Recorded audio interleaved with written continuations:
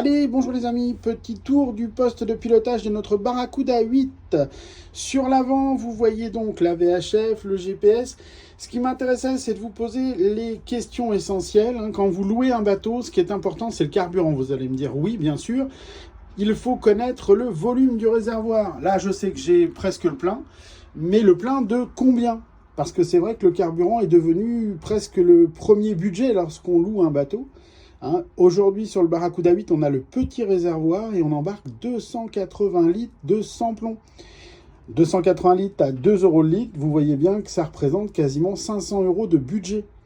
Quand vous louez un bateau, vous êtes grosso modo à 160 euros la matinée. Un moteur de bateau, ça peut consommer, comme le nôtre, c'est un 300 chevaux, ça peut consommer jusqu'à 110 litres à l'heure si vous le poussez dans ses retranchements. Donc, faites attention à ce point-là. Ensuite, on a le compas qui nous permet de suivre le cap, bien sûr. On a le sondeur GPS traceur, là, c'est un Lowrance.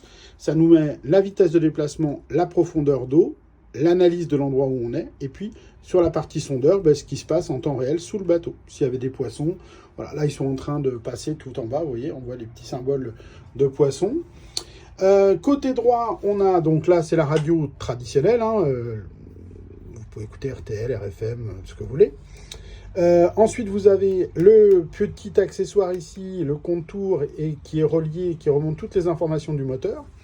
Là, on voit par exemple qu'on a 4435 heures de fonctionnement, ce qui recommence à présenter pas mal de temps moteur. Sur le côté gauche, vous avez la VHF ASM. Là, on est en veille canal 16, et on est bien sûr en 25 watts s'il fallait parler avec le cross ou interéchanger avec un autre utilisateur.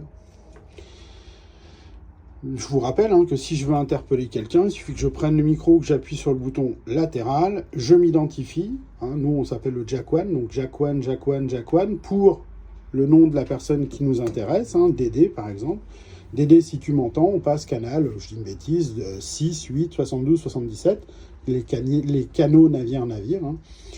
Donc sur le 6, 2 x 3 par exemple, et puis après, il suffit de jumper avec les petits boutons tranquillement, et on papote avec Dédé sur le canal 6. Vous remarquez qu'on est passé en 1 watt de manière quasi automatique. Je veux repartir sur le 16 pour retourner en veille, fin de la communication avec Dédé. Je rappuie une fois. Vous voyez que sur le poste, sur ce bouton, on a une double fonction, 16-9. Si je fais un appui long, je passerai sur le 9, qui est le canal de la capitainerie. Vous connaissez la suite, la barre qui nous permet de tourner le moteur de droite à gauche. Et quand je tourne à droite, ça va à droite. Quand je tourne à gauche, ça va à gauche. Ici, le propulseur d'étrave qui nous permet, qui est un petit moteur qui est à l'avant dans le nez du bateau et qui nous permet de pousser ou de tirer pour nous rapprocher ou nous éloigner du ponton. Et puis ici, la commande des gaz, qui est une commande électrique, qui nous permet de passer la marche avant, la marche arrière, le poids mort, bien sûr, et avec quelques fonctions comme dock pour diminuer la puissance, quand on est en train de faire des manœuvres, et puis throttle only qui nous permet de débrayer. Tout ça, c'est électrique. Voilà les amis, les petits boutons de contrôle, les feux du navire, l'alimentation de la pompe, les essuie-glaces, le lave-glace, sur le côté gauche. Voilà, je vous ai fait un petit tour du poste de pilotage, c'était de manière à vous rafraîchir la mémoire.